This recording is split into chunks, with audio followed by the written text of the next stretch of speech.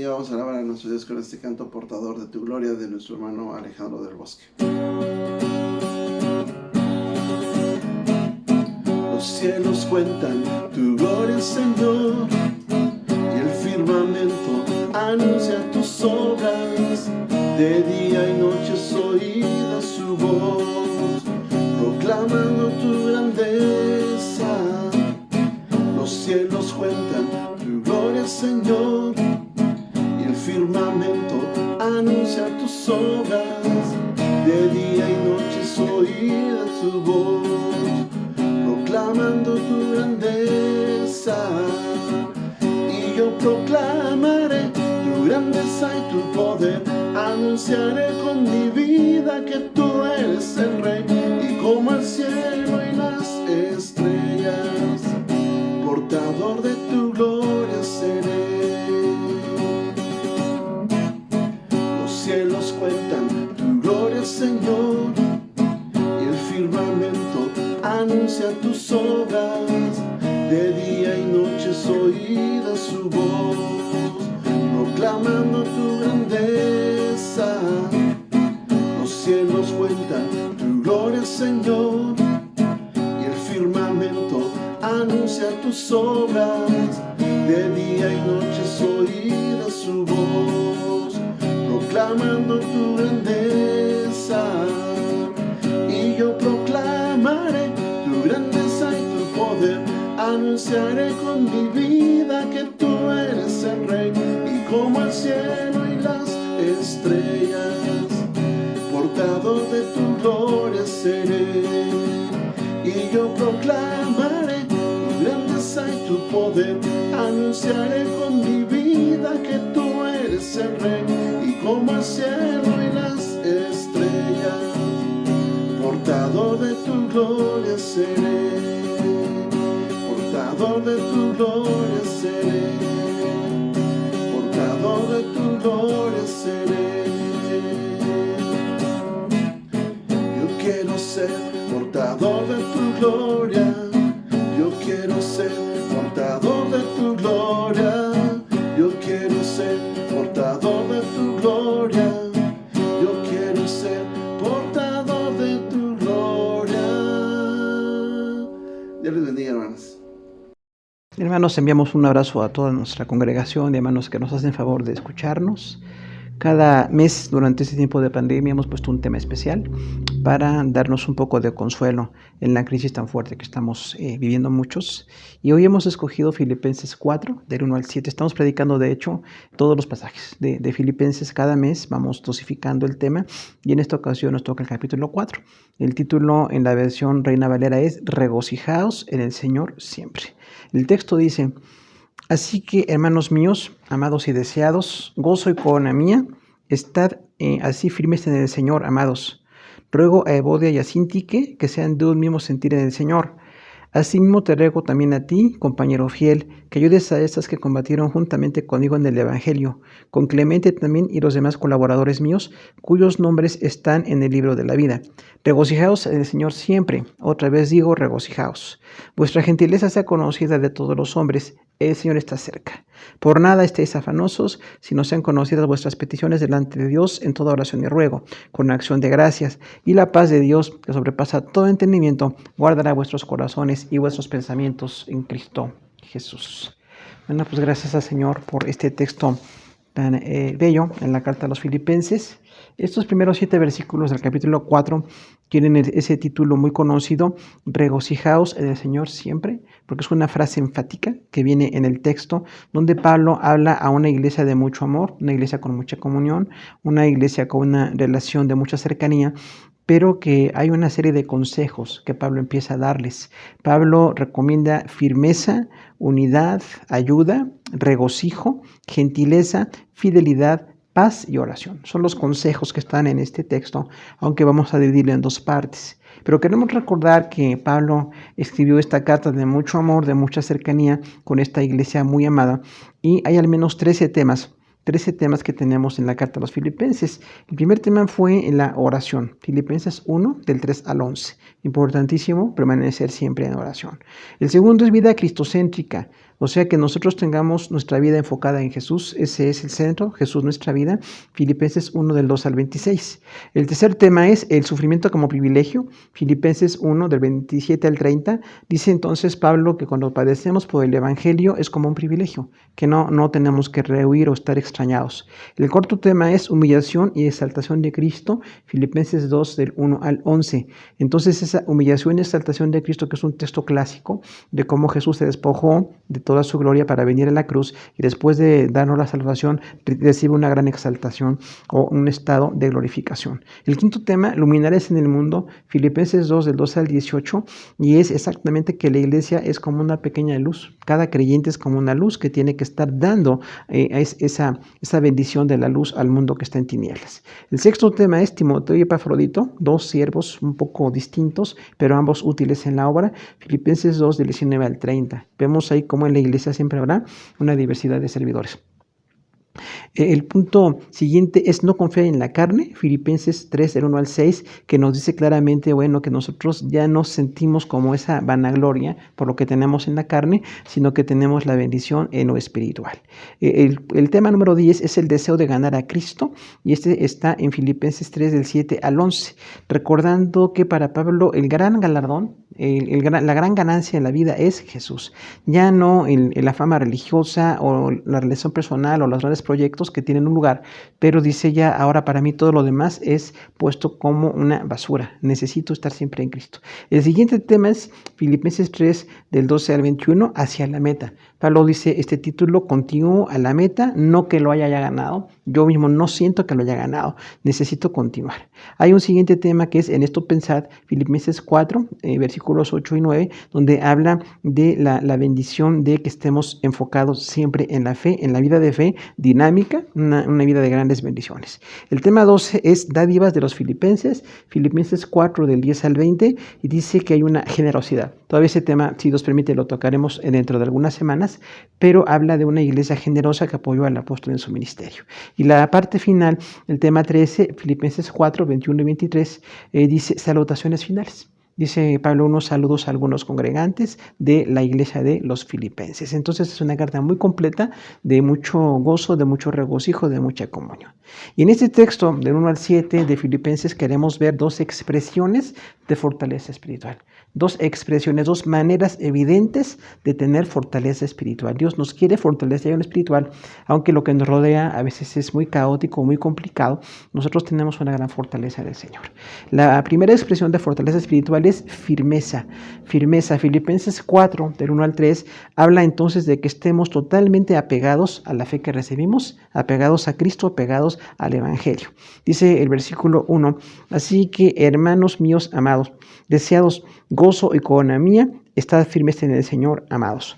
Entonces aquí vemos cómo hay una relación en Cristo permanente. Recordamos que la palabra hermanos es bíblica totalmente, nos habla de una relación en la que todos somos hijos de Dios. Como creyentes en Cristo somos hijos de Dios. Y dice aquí entonces, hermanos amados, recordamos que Pablo tiene mucho amor con esta iglesia y es muy importante que siempre tengamos amor entre nosotros. Ese es el amor ágape, que decíamos, el amor que es espiritual, que no depende de circunstancias, no depende de nada que se pueda dar o recibir, es un amor que va mucho más allá, un amor espiritual totalmente. Dice también, hermanos deseados, recordamos que esto es una epístola en la prisión. Pablo está en la cárcel de Roma y entonces no puede visitar a las iglesias y por eso dice, hermanos deseados, desearía estar con ustedes. Esto es algo que es muy normal en un creyente, desear estar con los hermanos en Cristo, gozarse en la fe, gozarse en fortalecer, gozarse en compartir.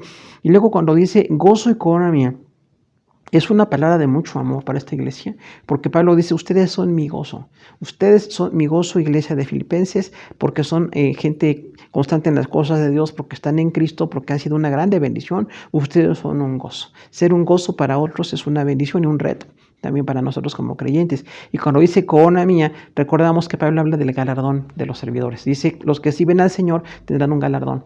Dios es galardonador de los que le buscan y Él va a dar un premio de bendición a aquellos que están sirviendo. Por eso dice Pablo, ustedes son mi gozo y mi corona. Son palabras todas muy bellas de amor que de hecho deben existir entre nosotros. Es como una relación en Cristo donde hay un amor, hay un anhelo y una alegría de compartir. Y luego viene el primer consejo que dice, estad así firmes en el Señor, amados. Entonces, dado que hay ese amor, esa cercanía, esa pertenencia de comunión, el amor, el deseo, el ser un gozo y corona, dice, dado que tenemos esta unión en Cristo, estén firmes en el Señor. Por favor, no se aparten, no se debiliten, continúen, fortalezcanse, porque es necesario que continúen en este plan del Señor. La fortaleza está en Cristo. Y recordamos, Pablo en la cárcel, imposibilitado de estar físicamente con los hermanos de Filipos, pero les dice, estén firmes, no dejen de estar firmes, continúen. La obra de Dios continúa a pesar de la cárcel de Pablo en este momento o a pesar de las limitaciones que lleguemos a tener.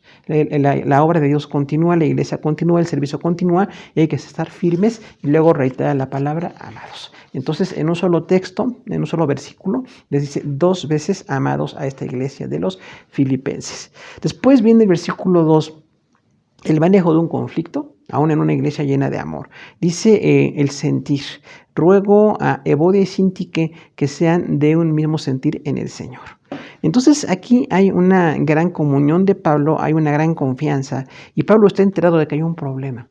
Lamentablemente, en las iglesias, dado que somos formadas por personas, habrá conflictos, habrá algún tipo de desacuerdo. Y en este caso dice que son 2 mujeres, Evodia y Síntique. Es interesante notar que eran parte del ministerio de la iglesia de los filipenses, porque no aparecen sus nombres en otras cartas, ni de Evodia ni de Síntique, 2 mujeres que estaban sirviendo en el Señor. Pero dice Pablo, yo estoy rogándoles que sean de un mismo sentir en el Señor. Entonces, un verdadero apóstol suplica que la iglesia tenga unidad de sentimiento, que tenga unidad de pensamiento y de acción, que no haya como divisiones o grupos. Eso es totalmente carnal, no es lo que Dios quiere para su iglesia. Entonces, Pablo le está recomendando a 2 servidoras que tengan unidad de sentimiento. Vemos ahí como hay personas que en algún momento empiezan a servir, pero después tienen algún tipo de desaveniencia, tienen alguna división, algún desacuerdo. Pero dice Pablo, es importante que esto se supere para que la obra de Dios siga. La unidad es necesaria para servir. Eso sería como una frase enfática aquí, o una paráfrasis de este texto. La unidad es necesaria para servir.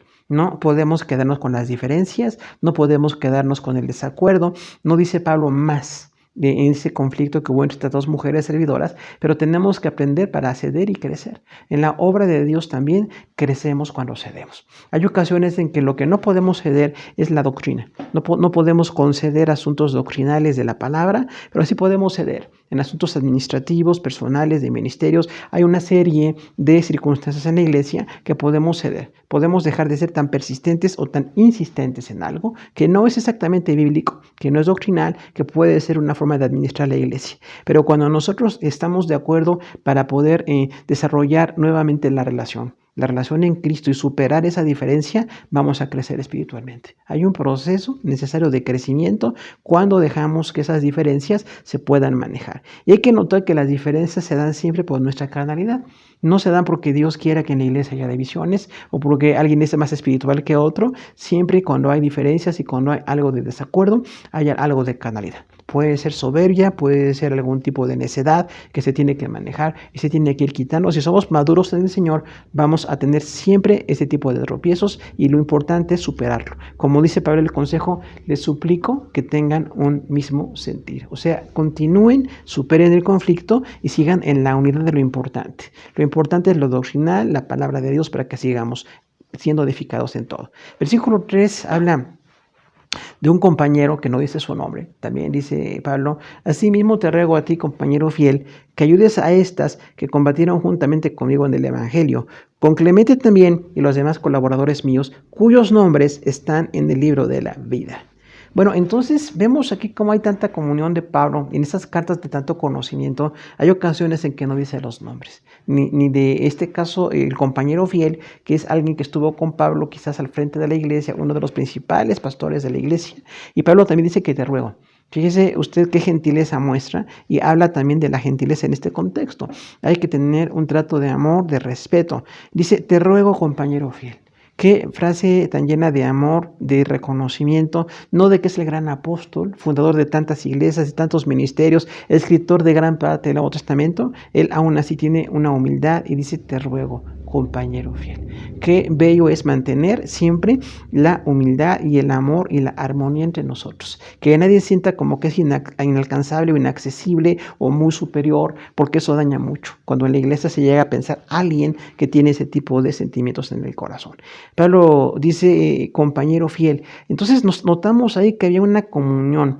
Y aunque no dice el nombre de este compañero fiel, sí dice una descripción de su carácter. Eres un compañero y eres fiel. Y te ruego algo más también, y esto es la parte pastoral. Por eso se llaman cartas pastorales, porque habla mucho de consejos, como un pastor trata de corregir conductas y aprendemos nosotros. El Espíritu Santo inspiró este registro de asuntos, de doctrinas, de temas, para que la iglesia siga siendo edificada cuando haya algún tipo de ruego, como en este caso para continuar en el ministerio. Dice, lo que te ruego, compañero fiel, hombre importante en la iglesia, principal, líder, que ayuda a estas. Estas son Evodia y Síntique, que tenían una diferencia en el evangelio o un disgusto. No sabemos del nivel de disgusto, pero lo tenían. Y dice, ayúdalas porque combatieron juntamente conmigo en el evangelio. Entonces aquí vemos nosotros cómo hay un testimonio que se tiene que respetar. Las mujeres que compartieron con Pablo, y hablamos del ministerio que hay en la iglesia con las mujeres, dice, te pido que las ayudes, porque tienen una diferencia y es importante que esa diferencia se acabe. Pero te ruego que tú las ayudes porque ellas estuvieron combatiendo conmigo en el evangelio. Es una petición de relevancia, que nosotros no dejemos que haya divisiones en la iglesia o que haya diferencias o que haya esas molestias, que tenemos que hablarlo, tenemos que confrontarlo. Siempre decimos, las dos personas que están involucradas tienen que enfrentar, tienen que hablar y con sinceridad tratar de corregir.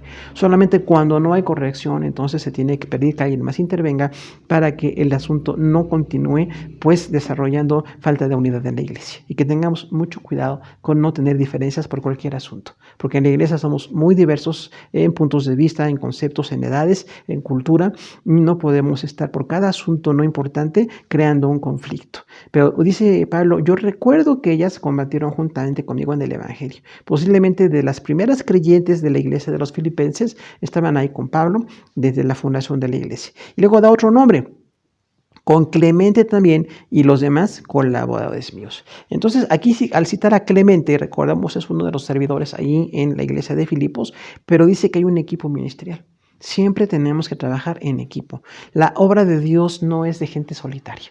Aunque tengamos ministerios principales o el Señor nos conceda el gran privilegio de dedicarnos mucho a algunos ministerios, siempre tenemos que tener un equipo para poder estar descansando un poco las responsabilidades y para poder tomar decisiones en conjunto. Nunca que seamos egoístas, egocéntricos o soberbios. Dice ahí, estos colaboradores míos son un equipo de ministerio. Clemente, unos colaboradores, y también Evodia y Síntique, que estaban metidas en un conflicto de diferencia de opinión. Entonces Pablo dice con toda claridad, yo te ruego que por favor las ayudes a arreglar el problema porque combatieron conmigo. Siempre hay que agradecer a la gente que ha servido en las cosas del Señor, porque realmente Dios pone los servidores, pero aunque agradecemos al Señor como el gran pastor de la iglesia, como dice la palabra, el príncipe y pastor, el gran pastor de la iglesia es el Señor, pero gracias porque pone pastores, pone colaboradores, pone equipos, pone un grupo de personas que están sirviendo en la iglesia local. Y dice Pablo ahí, entonces son grandes colaboradores míos. Qué bello que alguien sea un colaborador. Siempre decimos, no nada más esperar que todos tengamos un puesto principal o tengamos un puesto de mucha relevancia, es importante colaborar. Yo estoy colaborando con algunos hermanos en algo, finalmente tenemos una meta común y a veces me toca colaborar. No siempre puedo esperar estar al frente de o que se haga lo que yo quiero, porque entonces traemos mucho egoísmo y mucho tropiezo en la iglesia. Pero dice algo muy bello Pablo, estas dos mujeres, Evodia y Síntique, que tienen diferencias, Clemente, otro compañero fiel de quien no dice nombre, y dice a algunos otros más que han estado como colaboradores, sus nombres están en el libro de la vida, o sea, son salvos. Por la gracia del Señor son salvos, son personas que están en el Evangelio. Y vemos ahí algunas citas, hay al menos 5 citas, Apocalipsis 3:5, Apocalipsis 13:8, Apocalipsis 20:12 y 15 y Apocalipsis 22:19. Son 5 textos donde está hablando del libro de la vida. Estos textos los manejó el apóstol Juan y el texto que vemos 4:3 de Filipenses lo manejó Pablo.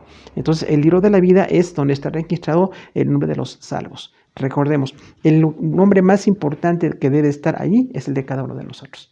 Nosotros somos salvos por la gracia del Señor y tenemos que mantenerlos con fidelidad, continuar con la gracia del Señor, con la misericordia del Señor, saber que nuestros nombres están en ese libro. No tanto que seamos colaboradores de alguien o mencionados o referidos o referentes ni referencia, sino que somos parte de un equipo que principalmente está en el Evangelio. Así como Jesús dijo a los apóstoles, no se gocen de que los demonios se sujetan y de que hay mucha gente convertida, gócense de que sus nombres están en el libro de la vida también. Entonces es el mismo concepto que manejó Jesús, que maneja aquí Pablo y que Juan en Apocalipsis llega a manejar en 5 ocasiones. Gracias a Dios porque nuestros nombres están en el libro de la vida. Por la salvación dada por el Señor, por la misericordia, por la sangre derramada en el Calvario, nos ha perdonado el Señor. Todos los terribles pecados que hemos cometido están perdonados por la gracia del Señor, pero hay que mantenernos en esa gracia, sirviendo en un equipo. Firmes en el Señor sería aquí para nosotros como una indicación para continuar.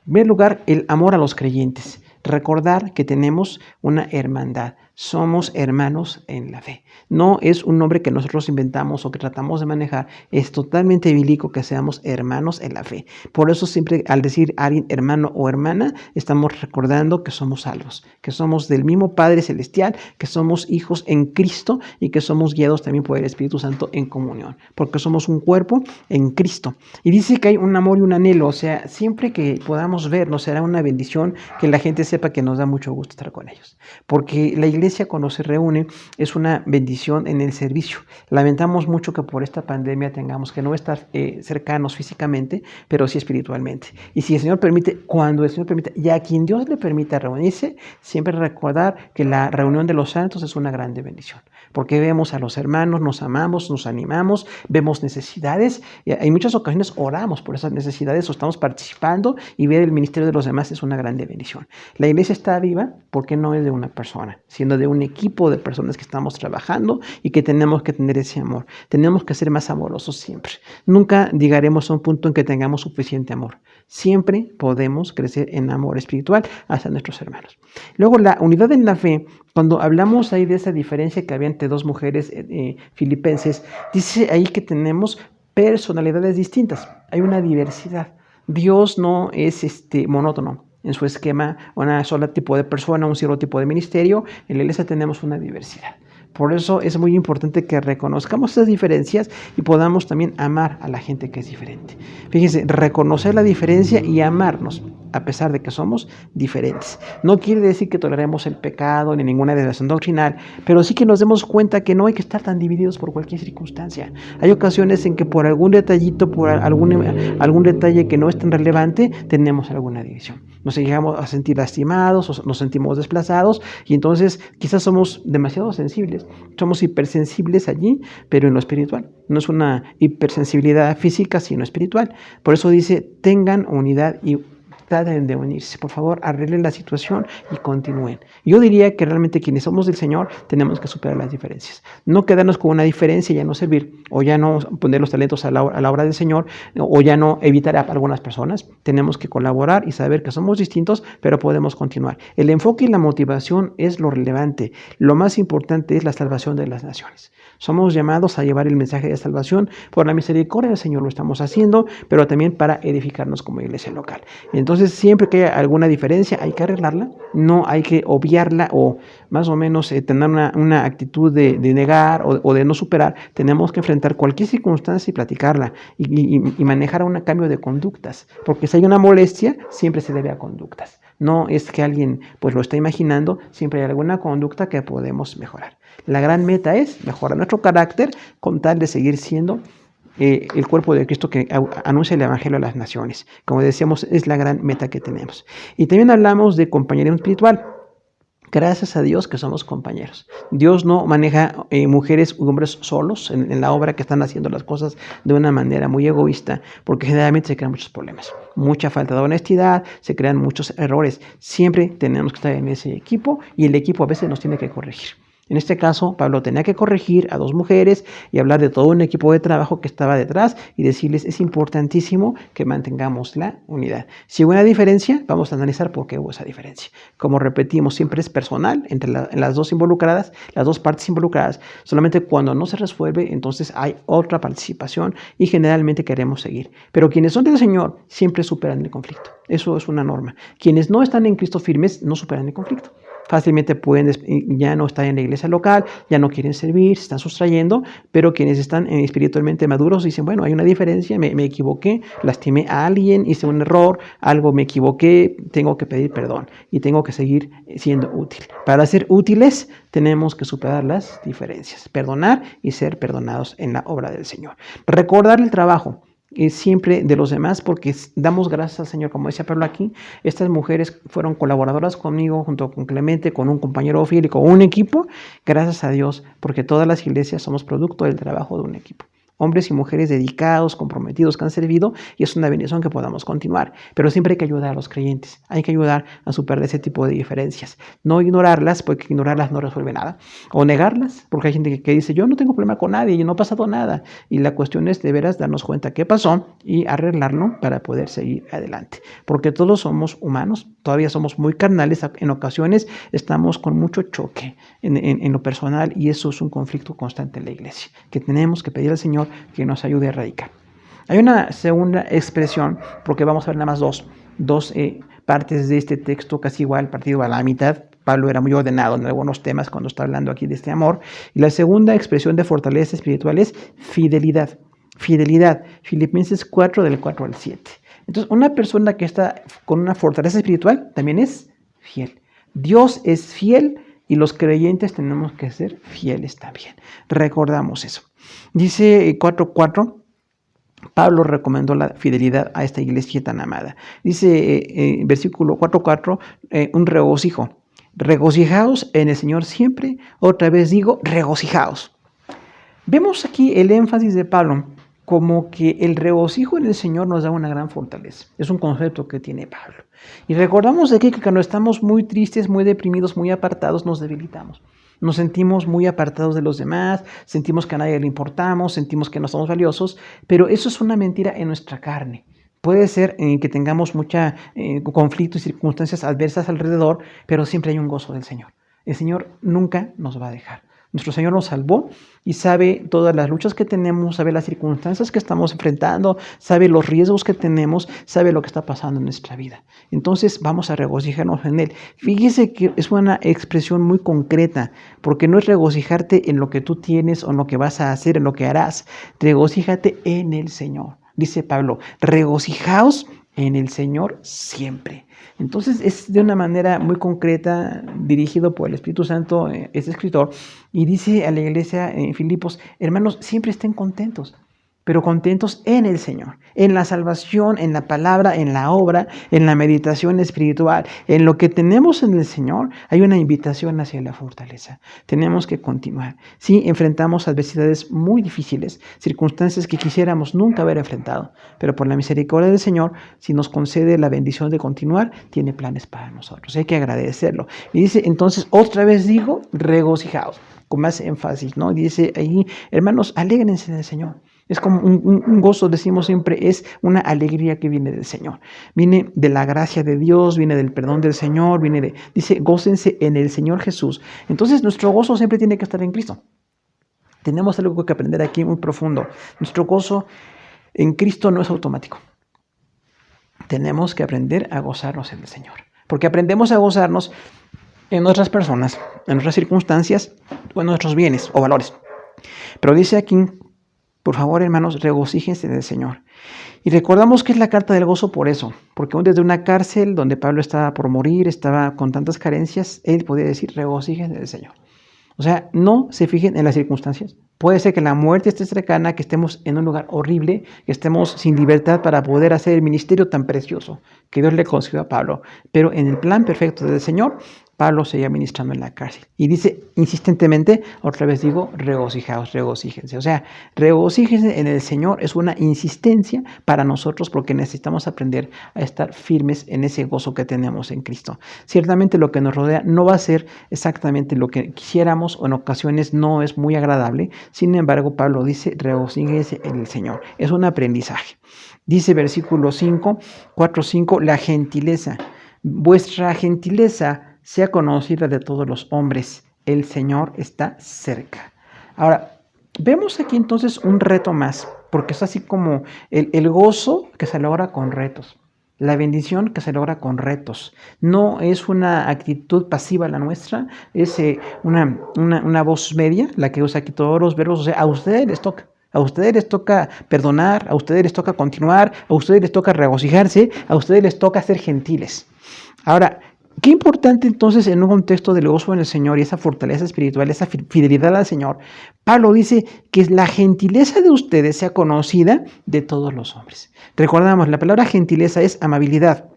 Es un trato cortés, es un trato cuidadoso, es algo así muy educado, de alta educación, diríamos nosotros, ¿no? Entonces necesitamos erradicar de la iglesia todo lo que sea menos que tratarnos con toda la gentileza que se requiere, porque hay ocasiones en que hay abusos o hay gente que maltrata y piensa que así es como Dios trabaja con nosotros o algo así, y no es así, hermano. Nuestra gentileza siempre tiene que ser conocida. Diríamos algunos, ¿no? Así como la caballerosidad de ustedes, ¿verdad? O el que ustedes sean unas damas, las mujeres. Bueno, damas y caballeros, caballeros y damas, que siempre se traten de esa manera.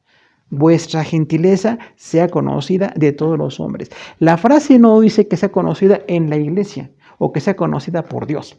Porque realmente nuestra gentileza tiene que ser conocida por Dios. Cómo nos llevamos entre nosotros, cómo nos tratamos es muy importante. También en la iglesia es importantísimo que nos tratemos bien, que no justifiquemos ningún maltrato, ninguna barbarie ahí en la iglesia local. Pero también dice allí que sea conocida de todos los hombres. O sea, que la gente que no conoce de Dios sepa que somos gente totalmente educada, gente totalmente amable, gente totalmente atenta. Sería así, ¿no? Como extremadamente atentos. Porque es un testimonio para los demás. Y si aprendemos que nuestra gentileza no es ante Dios y la iglesia, sino también ante los demás, tendremos entonces una conducta conocida de compromiso y cuidado. Dice ahí entonces que es un desafío que la gentileza sea conocida. Y si es de todos los hombres, pues esto implica también que Dios vea nuestro carácter, nuestro trato, y también en la iglesia siempre es muy importante que cuidemos esto, que no permitamos que haya ese tipo de atropellos o un tipo de maltrato o algo que esté fuera de lugar, porque pasa mucho. Yo creo que pasa mucho más de lo que quisiéramos en la iglesia local. Algún tipo de choque, algún tipo de falta de cortesía, de falta de caballerosidad, falta de cuidado, falta de consideración. No podemos ser gente desconsiderada. Tenemos que ser altamente considerados. Y después el texto dice, el Señor está cerca. Fíjese usted qué importante es nuestra conducta de gentileza, de testimonio, recordando la venida del Señor.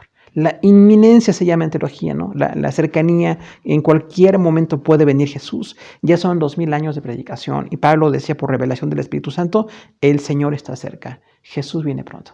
No está tardando, dice también Pedro en algunas cartas.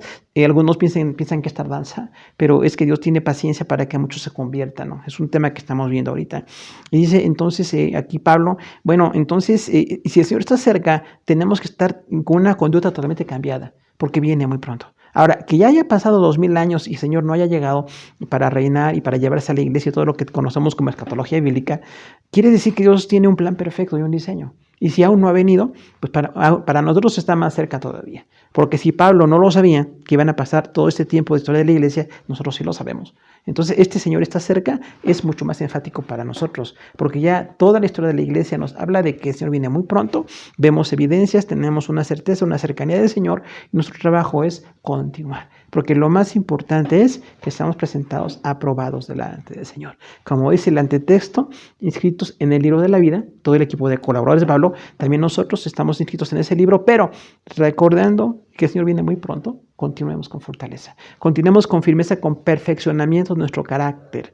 Dice allí entonces, ya que el Señor viene, tengan mucho, mucho cuidado en su trato, en su perspectiva, en su esfuerzo cotidiano, porque ciertamente lo que nos rodea puede ser devastador, puede ser algo muy difícil de manejar, pero el Señor nos va a ayudar.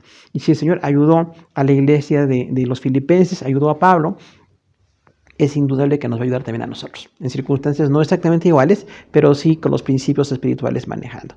Dice versículo 6 acerca del afán: por nada estéis afanosos, sino sean conocidas vuestras peticiones delante de Dios, en toda oración y ruego con acción de gracias. Esta es la estrategia para enfrentar el afán. Recordamos que el afán es una ansiedad o preocupación, fatiga o trabajo, ese desgaste emocional que todos tenemos porque hay algo que nos da miedo. Realmente siempre el afán se traduce con miedo. Tenemos miedos personales, ocultos, familiares, sociales, económicos, culturales. Y bueno, esos afanes tenemos que irlos quitando. Porque realmente sí tenemos cosas que nos preocupan, pero Dios sabe cómo va a estar con nosotros en esas preocupaciones. Porque finalmente dice la palabra claramente que no nos afanemos el día de mañana.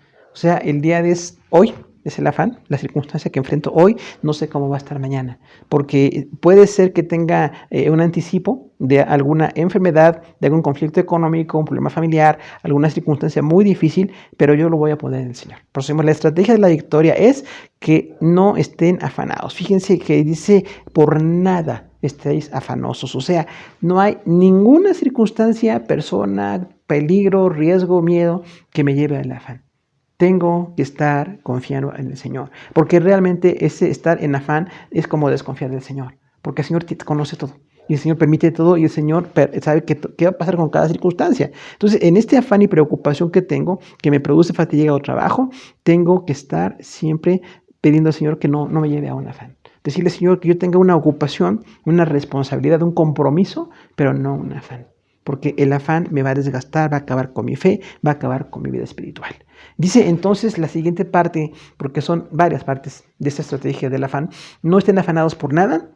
Y la segunda parte, sino sean conocidas vuestras peticiones delante de Dios.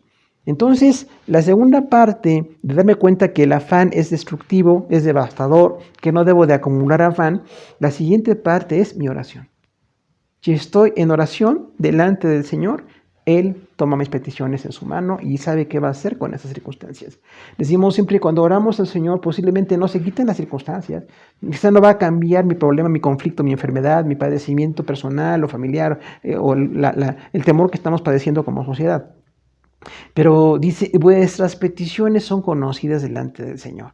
O sea que la oración es una estrategia para seguir adelante. A veces, en vez de estar en oración, estoy preocupado, estoy afanado, estoy con mucho desvelo, y eso es destructivo totalmente. Si tengo que enfrentar las circunstancias, hay ocasiones en que es muy difícil, pero hay días de afán y días de tiempos más largos de oración. Voy a orar por esta necesidad mía, de mi familia o de mis hermanos en Cristo, de mi país o del mundo. Yo puedo ir a todas las necesidades. No hay nada que me impida orar por otros. Y la oración es una estrategia principal. Quizás la principal estrategia aquí, porque dice que es un clamor y gratitud. Dice allí el apóstol Pablo que las peticiones de ustedes sean conocidas. O sea, esa lista de necesidades, de motivos para estar en afán, los voy a presentar delante del Señor.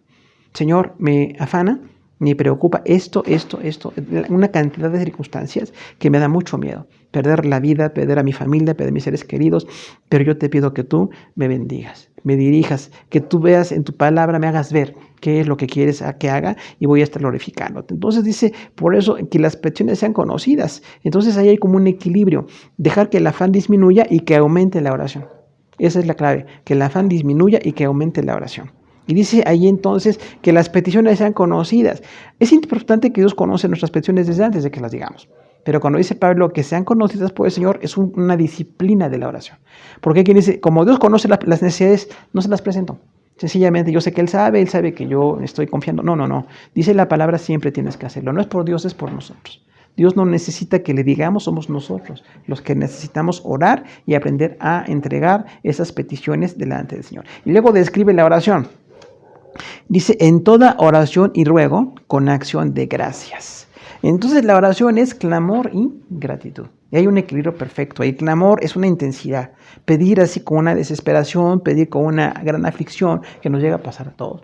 Y decimos, ay Señor, yo pido por esta necesidad, clamo por esta persona, clamo por esta familia, clamo por mi vida, clamo por las necesidades que me están rodeando. Es un gran clamor. Pero también dice en oración y ruego. Entonces habla ahí nuevamente de la oración, cómo dirigirla a Dios. Ruego como una intensidad en esa oración, pero también luego viene enseguida con una acción de gracias. O sea, agradecer al Señor porque Él nos escucha. La respuesta del Señor puede ser, como siempre decimos, que sí, que no o que esperemos. Son 3 respuestas que Dios tiene, pero cualquiera que sea la respuesta, un hijo maduro la acepta. Y cuando es un sí, nos da mucho gozo. Cuando es un no, tenemos que enfrentar muchas circunstancias, pero aún continuar en oración y gratitud. Y cuando es que esperemos, desarrollamos paciencia. Porque hoy que todo es automático, la iglesia está acostumbrada, la gente que todo es automático. Y espera que también Dios responda en automático, y Dios no es así. Dios no es una red social, Dios no es una sociedad actual, Dios es el Señor, y Él sabe cómo responde. Hay ocasiones en que si responde de inmediato nos sorprendemos, es una grande bendición para nosotros. Pero también cuando tiene un proceso en que Él nos dice que hay que esperar en esa respuesta, tenemos una formación de nuestro carácter. Dice ahí entonces que con la oración, clamor y gratitud, o sea, siempre orar con esa intensidad, pero también agradeciendo. Entonces la estrategia de oración es así, con intensidad, con una expresión puntual, específica y también agradeciendo. Le decimos, Señor, gracias por tu respuesta. Y esto es una madurez total en lo espiritual. Que clamemos, que oremos, que pongamos todas las peticiones, pero también con esa intensidad de ruego y enseguida le digamos, Señor, gracias por tu respuesta. Cualquiera que sea, te ruego que me des la madurez para aceptarla, que me guíes, que me formes en todo este proceso, pero yo quiero tener este afán manejado bajo un control del Espíritu Santo, que no me descalifique, que no me deje totalmente petrificado, sino que pueda continuar. A veces tengo fatiga de trabajo, a veces tengo mucho cansancio, tengo mucha aflicción, tengo mucho miedo, pero necesito estar confiando en ti. Versículo 7 habla del resultado. Dice ahí la paz. Y la paz de Dios, que sobrepasa todo entendimiento, guardará vuestros corazones y vuestros pensamientos en Cristo Jesús. Ahora, dado que aprendemos este compromiso de fidelidad y firmeza con el Señor, de gozarnos en el Señor a pesar de todo, el afán de irlo manejando, que crezca la oración y disminuya el afán, que podamos siempre tener acción de gracias, dice que viene la paz de Dios. Fíjese qué promesa tan preciosa. La paz de Dios es esa armonía. Es una relación intensa, perfecta, que rebasa nuestro entendimiento. Entonces, la paz del Señor va a llegar. Cuando el Señor quiere ya darnos la respuesta, enseguida nosotros sentimos una paz. Porque aprendemos que cualquiera que sea el resultado de lo que hemos pedido, la respuesta, siempre hay una paz. Porque el Señor no nos va a dejar solos. No nos quiere maltratar, no nos quiere abandonar, no quiere que nosotros perdamos la fe. El Señor quiere que continuemos. Y la paz perfecta es la palabra Irene, recordamos, una paz que nos da armonía con Dios y con los que nos rodean. Y entonces viene una grande bendición. Ahí viene entonces el resultado del afán hacia la paz. Será todo un proceso, ¿no? Que todos hemos estado afanados, tenemos que aprender a manejar el afán, como dice el texto, y llegar a la paz. Llegar al momento en que estamos aceptando en armonía con Dios, en armonía con lo que Él tiene para nosotros. Porque es entonces un acuerdo perfecto con lo que Dios quiere. Nos damos cuenta que lo que Dios permite, lo que Dios dispone en su soberanía perfecta, entonces para nosotros es bueno. Aunque finalmente pueda ser desagradable, riesgoso, doloroso. Dios sabe que eso es necesario o es el plan que Él tiene y nosotros conocemos entonces quién es Dios. Esa paz viene a nuestra vida. Ciertamente pasamos por tiempos de mucha inseguridad, pasamos por muchos sentimientos destructivos, pero en oración y en la palabra y permaneciendo en las cosas con fidelidad al Señor, vamos a tener esa paz. Y es algo muy importante que dice, esta paz rebasa nuestra capacidad de entender. Cuando dice sobrepasa todo entendimiento, hacemos una paráfrasis, rebasa nuestra capacidad de entender. ¿Por qué? Porque lo que más usamos nosotros es la mente. Usamos el razonamiento, mi criterio, mi opinión, y generalmente eso me mueve en todo lo que hago y todo lo que soy. Sin embargo, mi mente y mi razón no siempre es lo que Dios quiere. no siempre está de acuerdo con lo que Dios quiere. Entonces, hay ocasiones en que no entiendo por qué esa paz llegó, si todavía el problema continúa, si está haciéndose más grave el problema. Pasa mucho eso también, ¿no? El problema se hace más grave y sin embargo Dios nos da una perfecta paz. Ahí vemos gente espiritual en Cristo que nos van rebasando porque tienen esa fe en el Señor y a pesar de que están enfrentando circunstancias totalmente diferentes, muy superiores a las que tenemos muchos de nosotros, tienen una paz. ¿Por qué tienen paz? Porque están aprendiendo que el Señor ha respondido y que el Señor tiene un plan perfecto y entonces están entregando al Señor todas las ansiedades. Porque finalmente nosotros no tenemos el control. Sería así como una conclusión del afán. Nosotros no tenemos el control lo tiene Dios. Entonces cuando Dios tiene el control y le cedemos a Dios el control de todo, entonces estamos confiando en su pastoreo, confiamos en su dirección, confiamos en lo que Él hace. Y algo más, confiamos en su protección.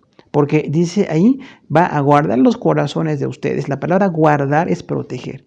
Va a guardar, ¿por qué el corazón? Porque el corazón es donde surge todo lo que somos. Recordamos la palabra cardía, habla de lo profundo del ser. En lo profundo de la persona, más allá del alma, en una parte profunda, donde casi nadie conoce, solamente Dios lo conoce.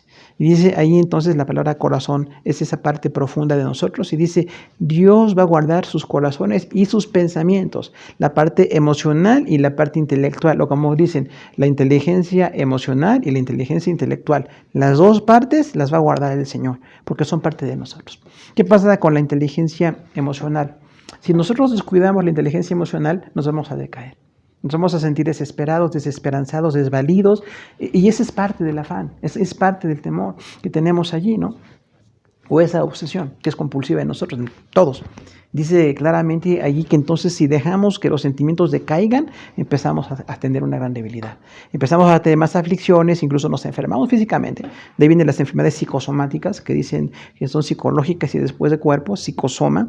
Pero también nosotros tenemos que aprender que nuestro corazón es guardado por el Señor. Y decirle, como pasó con Job, que guardara su corazón. Porque pasó tantas aflicciones Job, sin embargo su corazón no se apartó de Dios. Nosotros también podemos enfrentar circunstancias tan difíciles, pero en nuestro corazón que esté en el Señor. También aprender en el Señor a decirle que mi corazón esté en tu mano, que guardes mi corazón, Señor. Mi parte emocional, los sentimientos destructivos, los sentimientos más lindos que pueda tener, todos los pongo en tus manos porque tú eres mi Señor. Pero también la parte intelectual. Dice vuestros pensamientos. Fíjese qué perfecta es la palabra en su inspiración, ¿no? Dios guarda los corazones y los pensamientos. ¿Pero en quién? En Cristo Jesús. Porque los pensamientos también son la otra parte. Además de los sentimientos, las emociones muy intensas, también lo que pensamos. Las conclusiones a las que llegamos, la capacidad de entender que tenemos todos, bueno, nuestros pensamientos llegan a veces a caminos totalmente equivocados. Mi pensamiento no es el de Dios, como es su palabra, ¿no? Los pensamientos de Dios son mucho más elevados que los nuestros. Entonces, por eso tenemos en la fe una gran confianza de dedicarle al Señor todo, no que nos desentendamos o que no hagamos nada para resolver o para enfrentar, tenemos que cumplir nuestra parte. Decimos, Dios hace su parte y nosotros hacemos nuestra parte. Eso es así, muy completo. Pero el Señor guardará nuestros corazones también y los pensamientos. Entonces, que nuestro pensamiento no nos traicione. No siempre lo que pienso va a pasar. De hecho, nuestros pensamientos se equivocan mucho. Si usted evalúa sus pensamientos, nuestros pensamientos y nuestros corazones se han equivocado. Dice la palabra que el corazón es engañoso y perverso. Y habla de nosotros, no habla de algo que es un objeto secundario. Dice, el corazón es engañoso y perverso. O sea, tú eres engañoso y perverso. Te dejas guiar por esos sentimientos, vas a llegar a algo totalmente errático. Pero también tus pensamientos, tu razonamiento, tu lógica, tu forma de ver las cosas tiene que ser guardada por el Señor. Porque a veces llegas a lugares donde no quiere Dios que llegues. Llegamos a estar muy equivocados. Entonces Dios protege nuestros sentimientos e intelecto de manera total, pero dice en Cristo Jesús. O sea, tiene que llegar mi corazón y mis pensamientos hasta estar en Cristo. Y esa es parte de mi estrategia de oración. Señor, te pido que mi corazón y mis pensamientos lleguen a estar totalmente en Cristo. Y en Cristo es posicional. Recordamos esta preposición que dice en, entonces habla de una ubicación total. Pertenecer, estar sumergidos, literalmente quiere decir, guardará los corazones y pensamientos de ustedes sumergidos en Cristo Jesús, totalmente pertenecientes, totalmente metidos, inmersos en Cristo, y entonces tenemos una grande bendición. Solamente si nos mantenemos inmersos en Cristo, podemos ser bendecidos, y todos tenemos que aprender a hacerlo. Es una estrategia de oración de llegar, decíamos, del afán de la paz que tenemos que aprender, porque no es automático. Nosotros tenemos que ir aprendiendo a entregar corazones, sentimientos, entregar pensamientos o razonamientos o inteligencia delante del Señor. Ahora, ¿cómo vamos a ser fieles nosotros? recordar el gozo del Señor. Me gozo en el Señor. No me voy a gozar en mi salud, en mi familia, en mis bienes, en mi economía, en mis proyectos. Todo eso es importantísimo. Pero lo que es vital, lo que es medular, lo que es el eje de mi vida es Jesús. Dice ahí siempre, cuando usted vea en Jesús, decíamos esa frase preposicional de pertenencia, de estar inmerso, sumergido en Cristo, y además posicional de autoridad. O sea, es muy importante en quién estamos. Estamos en Cristo con nuestro gozo. Me voy a gozar en Cristo. Posiblemente quienes nos rodean no puedan entender por qué nos gozamos. Si seguimos sufriendo, seguimos con un problema, seguimos con una incertidumbre terrible o problemas que están creciendo porque tenemos el gozo del Señor. No es mi gozo porque veo que ya siento menos enfermedad o un problema económico se resuelve. Estoy gozándome porque veo a Cristo. Sé que Cristo está conmigo, me bendice y permanentemente hay una invitación a estar en Cristo, a estar en el Señor y a continuar totalmente sumergidos en Él. Entonces, siempre tenemos que aprender qué tanto estamos en nuestro gozo. Porque hay ocasiones en que lo perdemos, ¿verdad? El gozo lo perdemos fácilmente. Nosotros no vemos el gozo cuando se pierde con mucha facilidad, pero un gozo que se pierde debilita el carácter. Nos va alejando de la fe, nos incluso puede poner resentidos en contra de Dios o en contra de gente que nos ama y nos rodea o gente que trata de ayudarnos realmente y nosotros estamos con ese egoísmo, ese egocentrismo que decíamos es la idolatría de nosotros mismos, ese es el egoísmo. Tenemos que salir de ahí y empezar a tener el gozo del Señor. Me gozo en Cristo. Por eso que cada día tengo que leer la palabra. La disciplina de oración, la disciplina de lectura de la palabra, meditación, estar en las cosas de Dios, incluso ahora en grupos que tenemos en redes para todos, estar en esos grupos para estar en las cosas de Dios. Si no me enfoco en Cristo, puedo empezar a perder ese gozo y empezarme a desviar de las cosas de Dios. También tenemos un testimonio aquí, el fruto del Espíritu Santo en nuestro carácter. Recordamos Gálatas 5, 22-23, que dice, el fruto del Espíritu es amor, gozo, paz, paciencia, benignidad, bondad, fe, mansedumbre, templanza. No son 9 frutos, son 9 partes de un fruto. Es un fruto. Y ese fruto, hermanos, es lo que hace el Señor en nosotros. Nos va a dar todo eso que es una grande bendición. Imagínense que en el conflicto que estamos viviendo surge mucho amor. El primero, ¿no? La parte del fruto, que haya más amor. Tengo que ser más amoroso, tengo que ser más atento, más cuidadoso, ¿no? Y enseguida, fíjese, el gozo también viene ahí, ¿no? Entonces, ese gozo, el alegrarme en las cosas del Señor. Y viene también la paz ahí, ¿no? Cuando hablamos de bondad y benignidad y fe y todo esto y templanza, es nuestro carácter. Ir controlando nuestro carácter para que en medio de la crisis Dios se glorifique. Dios quiere cambiar nuestro carácter. Nuestro carácter no es perfecto. De hecho, es muy imperfecto. Pero si dejamos que el fruto del Espíritu, o sea, esa relación con el Espíritu Santo, produzca esas partes del fruto, vamos a tener un carácter notoriamente mejor del que tenemos en este momento. Y yo creo que sí tenemos todos que aprender esto, hermano, porque hemos nacido bajo una circunstancia muy distinta de egoísmo, de mundanalidad, de carnalidad, y tenemos que ir dejando todo esto. Mi carácter tiene que ser diferente. La gente que me ve muy de cerca tiene que ver ese carácter en el Señor. Tiene que ver ese fruto del Espíritu, porque dice aquí la palabra, ¿no? Que el Señor quiere ver ese carácter en nosotros, ese testimonio en nosotros para el servicio, para la obra, porque el Señor viene pronto, ¿no? Como dice, el Señor está cerca, entonces recordamos, estamos preparándonos para el Señor.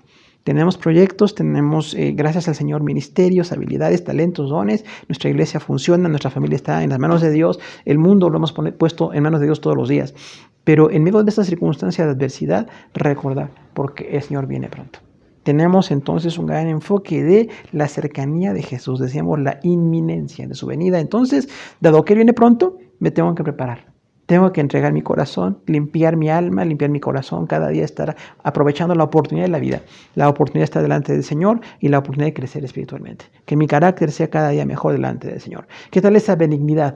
Que habla de un carácter que hace mucho bien. No va a hacerle mal a nadie. Hay ocasiones en que hacemos mal. Tenemos una maldad, una malicia y entonces empezamos a dañar. Pero dice ahí, ¿qué tal si nosotros en vez de tener esa maldad tenemos benignidad? O la bondad, que es un carácter muy parecido a lo bueno que es Dios. Entonces, eso bueno que es Dios tiene que estar en nosotros, porque es del Espíritu Santo, ¿no? No es algo inventado, está ahí en la palabra y tenemos nosotros que crecer en ese carácter con el Señor. En medio de la crisis que estamos viviendo, decirle, Señor, ¿qué tanto estoy creciendo? Porque ciertamente enfrento circunstancias que no quiero enfrentar, que son muy difíciles todas, pero yo tengo que crecer en mi carácter. Tengo que ser un mejor hijo, de mayor fe, de mayor gozo, de más benignidad y bondad, de esa templanza, ¿no? En la templanza, como decíamos, un carácter equilibrado, un carácter que no se va hacia la violencia, no se va tampoco hacia la pasividad, es un perfecto equilibrio, es la templanza. Yo tengo que tener esa templanza en mi corazón, recordando que Jesús viene pronto y a pesar de lo que estamos viendo, que es muy nuevo para todos, que es algo inesperado y es algo muy difícil de manejar, sin embargo, el Señor viene pronto y tenemos que servir y tenemos que perfeccionarnos y estar en las cosas del Señor. Ahora, y cuando hablamos también de la fe, como parte del testimonio, parte del fruto del Espíritu, también de la fe. Fíjese cómo la palabra hay esa unidad perfecta, ¿no? Yo voy a creer lo que Dios puede hacer. No creo lo que yo puedo hacer. Esa no es fe, esa es soberbia. Creo lo que Dios puede hacer. Creo que Él es todopoderoso, que Él es bueno, que es maravilloso. Y entonces empiezo a conocer más a Dios y a hablar más de Dios. Y en vez de crear un conflicto, de ser una persona de conflicto, ser una persona de bendición. Una persona de paz, de testimonio, de compromiso con los demás. Y entonces ese fruto del Espíritu Santo se va a manifestar más en nosotros. Que tengamos una manifestación de ese fruto en otro texto de Pablo, allá en Galatas, pero también aquí en Filipenses podemos aplicar ese carácter perfecto. Ahora, viene también un análisis de la actitud en cuanto a nosotros con el afán. No confiar en otro tipo de bienes o personas o fortalezas, ni siquiera en nosotros. Porque si se da cuenta, nosotros mismos no somos confiables. Somos muy débiles, muy erráticos, muy frágiles. Tenemos que estar comprometidos con la fidelidad, pero recordar que no somos nosotros la base de la fe. La base de la fe siempre es el Señor. Entonces, que tengamos en cuanto al afán, enfrentar miedos, que decimos siempre son básicos, temores básicos, decirle al Señor, este miedo lo pongo en tus manos. No sé qué va a pasar, no sé cuánto va a tardar, no sé qué tan grave va a ser la circunstancia. Pero yo quiero confiar en ti, yo quiero estar poniendo en tus manos esta necesidad. Y cuando la pongo en tus manos, entonces cambia mi actitud. Empiezo a tener ese fruto del Espíritu Santo en mi corazón y empiezo a darte a ti la gloria en todo. Porque Dios ve nuestra actitud, hermano. No solamente en el sentido del ministerio, servir, predicar, evangelizar, hacer misiones, todo eso es parte del ministerio. Pero nuestro carácter es muy importante. Nuestro carácter está detrás del ministerio. Y si no hay un carácter atrás del ministerio, el ministerio es falso.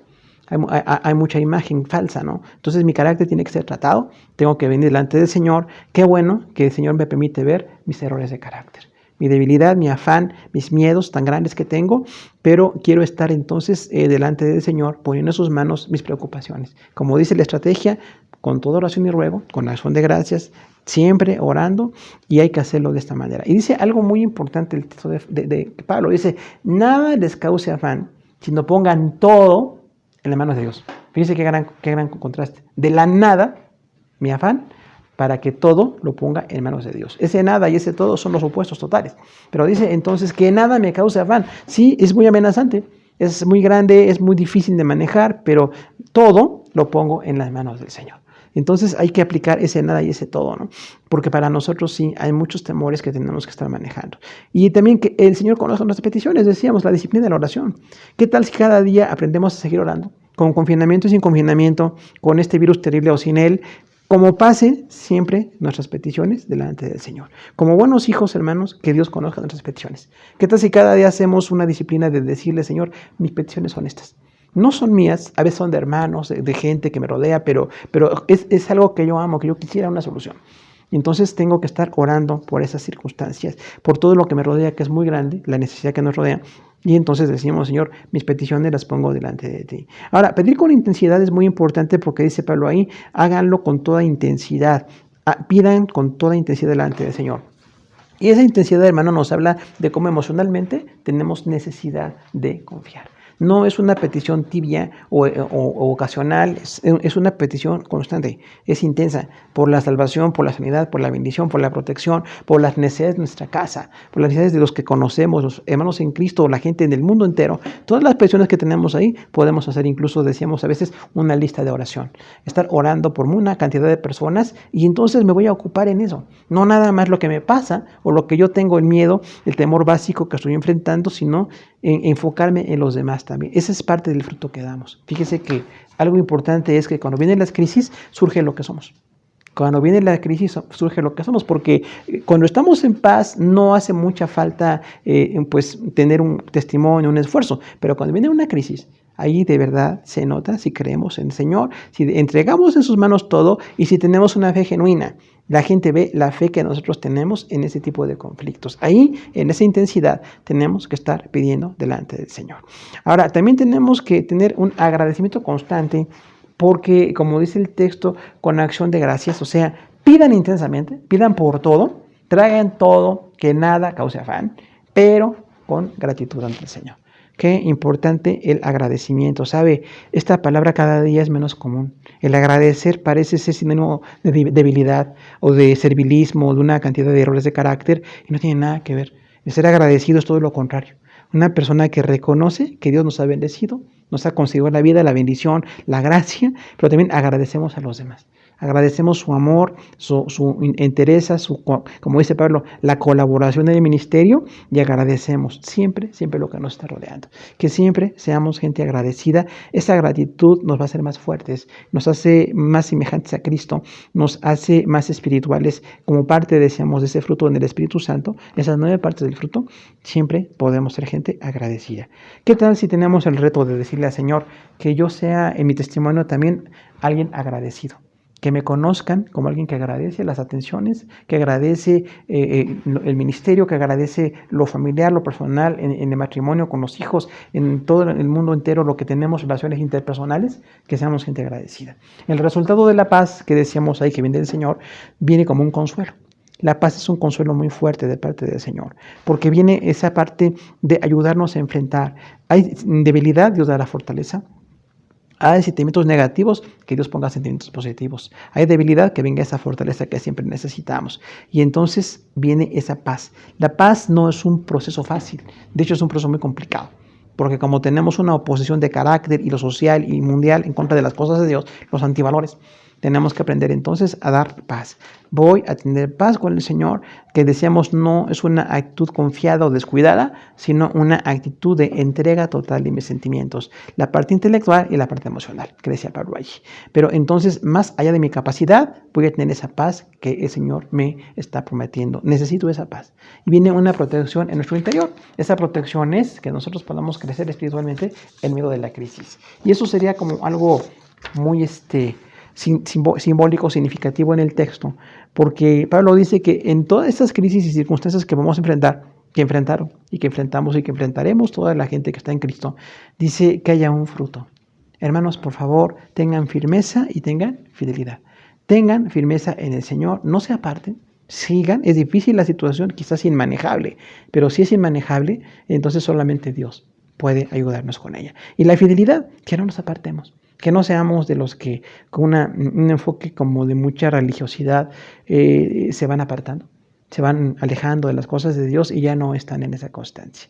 2 expresiones de fortaleza espiritual en Filipenses 4. Firmeza y fidelidad con el Señor es una invitación, el imperativo para nosotros, que estemos firmes en el Señor. Pase lo que pase, voy a estar firme. Ciertamente me voy debilitando, me puedo enfermar, tengo pérdidas, tengo muchos miedos, pero voy a continuar con firmeza. La firmeza que me ayude para tratar con el afán y recordar siempre la unidad en Cristo como iglesia, que no estemos ponderando divisionismos, que no estemos promoviéndolos, que los erradiquemos, porque la iglesia tiene que estar en una unidad perfecta de servicio. Como las circunstancias vengan o Dios permita, siempre la unidad será necesaria. Y que siempre ayudemos a los demás, recordando cómo podemos fortalecer a quien nos ayudó en el ministerio. Como decía Pablo, Evodia y Sintique fueron colaboradoras, aunque ahora tienen un conflicto. Bueno, vamos a continuar, por favor, resuelvan, ayuden. Y como dice ahí, ¿no?, a un compañero fiel, ayúdalas a que puedan continuar, a que puedan enfrentar esas diferencias. Y cuando dice Pablo ya la fidelidad, nuestra gentileza, esa caballerosidad, ese ser damas, decíamos en Cristo, hombres y mujeres, bueno, que seamos gente muy gentil, gente de mucho cuidado en el trato y que en todo podamos edificar a otros, porque son tiempos extremadamente difíciles y solamente con la ayuda de Dios podemos seguir adelante. Que la paz de Dios nos ayude a manejar todos los afanes, porque solamente con Cristo lo podemos hacer. Hermanos, oramos que nos bendiga con su palabra en este texto y que seamos fortalecidos en todo. Señor, te damos gracias por este texto, Filipenses 4, del 1 al 7. Regocijaos en el Señor siempre fue una parte de la carta quizás muy importante, medular, porque habla Pablo del gozo en Cristo. No un gozo porque las cosas van mejorando, No un gozo porque parezca que no tenemos necesidades, es un gozo en Cristo. Nosotros tenemos que aprender a estar en Cristo, gozándonos en ti, Señor, tu obra en la cruz, la salvación que hiciste por nosotros, el perdón de pecados es lo más importante, pero también lo que tú quieres que vivamos y hagamos, Señor. Queremos pedirte que nos perdones por la falta de fe, por la falta de carácter como creyentes, que en ocasiones nos hemos sentido devastados por las circunstancias que nos rodean. Han sido muy difíciles, pero solamente por tu gracia podemos continuar, Señor, solamente por tu misericordia. Y te pedimos entonces que nos ayudes a tener esa firmeza, que no nos apartemos. Si alguno está pensando dejar las cosas de Dios, sería lo más grave que nos pueda pasar. No solamente la enfermedad que nos rodea, toda la mortandad, todo el temor, sino que la gente se siga apartando de las cosas de Dios. Queremos estar firmes en Cristo y que esa firmeza sea para nosotros una norma, pero también una fidelidad, Señor, que sigamos constantes en las cosas tuyas, a pesar de circunstancias difíciles, a pesar de lo muy inmanejable que nos parece el esquema. Nosotros nos ponemos en tus manos y te pedimos que bendigas pues a todo este mundo que tiene tanta necesidad, Señor. Cada día que oímos las necesidades nos quedamos sorprendidos, pero te agradecemos poder orar y te pedimos que bendigas en especial a cada uno de nuestros hermanos en todas las naciones que siguen predicando y de esas que siguen compartiendo ahora por redes sociales, por otros medios. Los cambios que tengan que venir se van a hacer para que podamos seguir sirviendo en tu camino de acuerdo a tu misericordia. Y nosotros queremos pues tener esas expresiones, firmeza y fidelidad en el Señor. Te damos gracias en Cristo Jesús. Amén. Gracias por su atención, hermanos. Dios los bendiga.